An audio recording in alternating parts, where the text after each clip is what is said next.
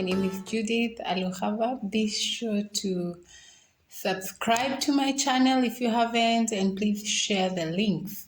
Well, today we are continuing with our series of Daring Abroad for nurses, and there's one question many nurses, right now information is all over, but I believe many nurses wonder, what kind of education do you need to get to work abroad as a nurse? Well, I am today going to share a bit of what I have gathered, as well as what you need to do to prepare as a nurse if you want to go and work abroad. So please stay tuned to my channel. Please subscribe, share, comment. I'll be so grateful. See you in a few. Hey, welcome to my channel, and here we go. You are aspiring to go and work abroad as a nurse, or you are in the medical profession that concentrate mainly on nursing care, taking care of patients, and you will be interested to go and work abroad. So what kind of education would you need? Now, the information I'm going to share with you mostly applies to people moving to the United States, because that's the country that most people move to. So you bear with me, we'll still keep updating the information. If you want to go to Canada, what are your education expectations and all that. So number one, right before you consider going abroad, consider that you need to have your English language proficiency in check. What does that mean? I'm sure when I talk about English language proficiency, you'll all remember what happened when the government of Kenya and the government of Britain wanted to start a program where nurses can get holiday work and go and work abroad for a few years and then come back. But unfortunately, most of the nurses did not qualify because they did not pass the English proficiency test. Now, for the US, we have the TOEFL. In Canada, they have a different system, but IELTS, or International English Language Testing System, IELTS, is broadly accepted in most of the countries. So it would be nice for you to get your IELTS. Whether you do IELTS academic or IELTS general depends on the program you're joining, but having an IELTS academic gives you an ability to go and in case you want to enroll into a study program immediately, then you have the opportunity to do so. But doing also IELTS general is good enough for you. Now, how do you get to do your IELTS or your English language testing proficiency? What you need to do, if you're listening to me today and you're planning to start your journey abroad, remember we're also going to cover on finances. What do you need to be able to be well prepared to go abroad? You also need finances, because the process will take some money along as you process your paperwork, as you send your documentation, as you apply for the medical, as you apply for the visa. Everything needs some cash. So we'll still talk about the financial issues or financials that are involved for you to go abroad. But today we are talking about education. So number one, you are a nurse, but you need to have your English language proficiency tested. How do you do that? Go today. Once you listen to this video, just log on to www.britishcouncil.com or search the British Council website, and you will get information on what or where or when you can book for your test. You can actually start booking today early enough. And what happens is that when you log into the British Council, you create your account. Once you create your account, then you choose what kind of English testing proficiency you want to do. And they will be able, the website is very simple. They'll be able to guide you on what you need to click so that you get booked for a test. And remember, you book, when you book for the exam, you also book for the testing center. So the first process will be booking for the kind of exam you want to do, and it will give you the available dates.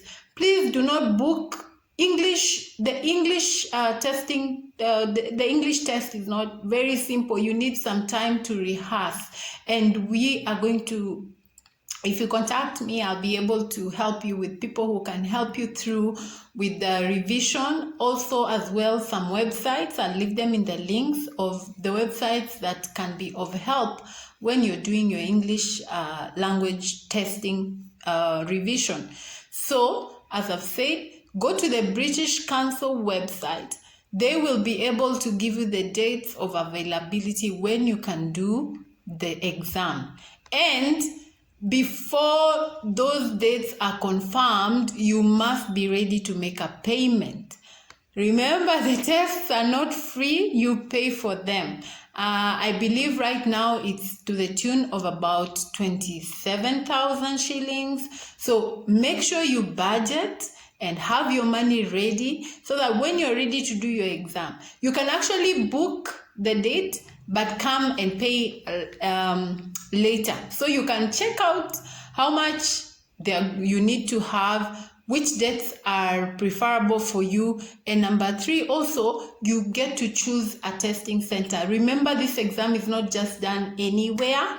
It is done in specific testing centers. We have centers in Nairobi, we have a center in Eldoret, and the next center is in Uganda. I believe they are trying to grow more centers, but make sure you choose a testing center that is convenient for you.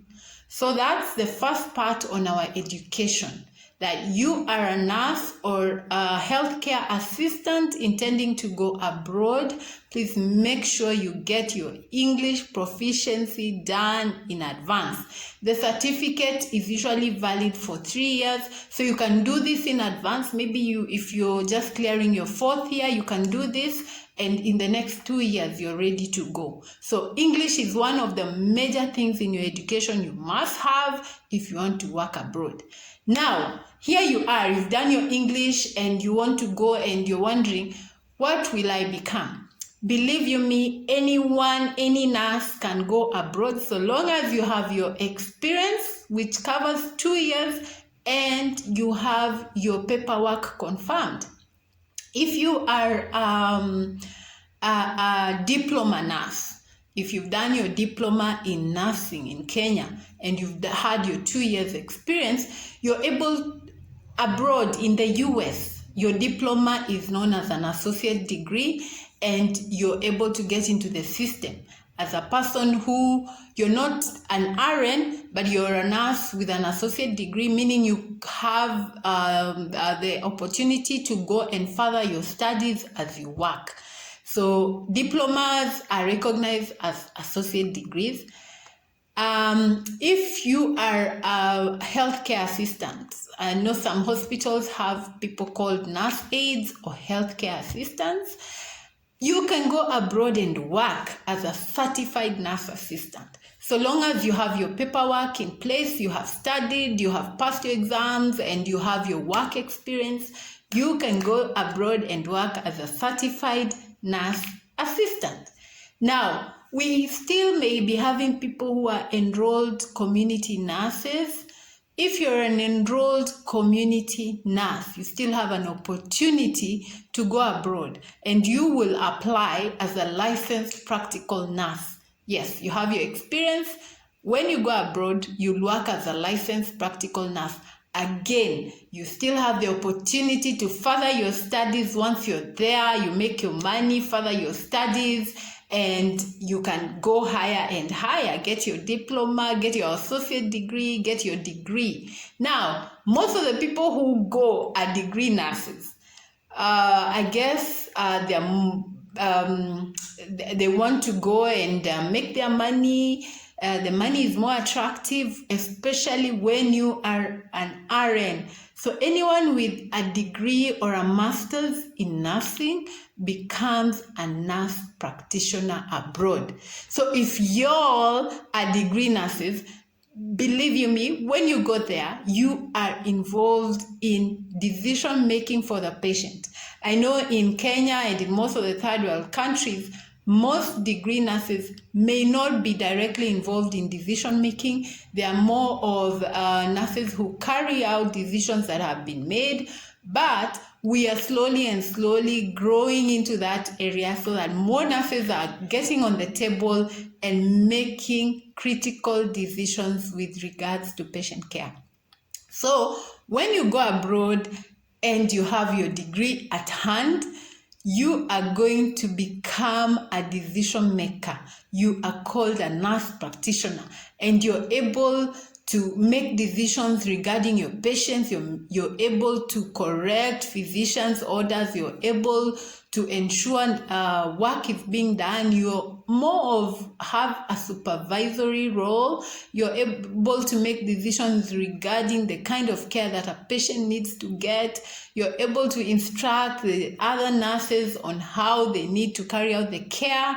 So you become a bit higher and you earn more money. So once you go there and you decide, okay, I have my degree, I want to do my master's, and you go ahead and you study further, get your PhD done, you become a doctor of nursing practice. And that means what? You're now a lecturer. You can be called an associate professor. You work with students, you teach students, or you go into the field of research.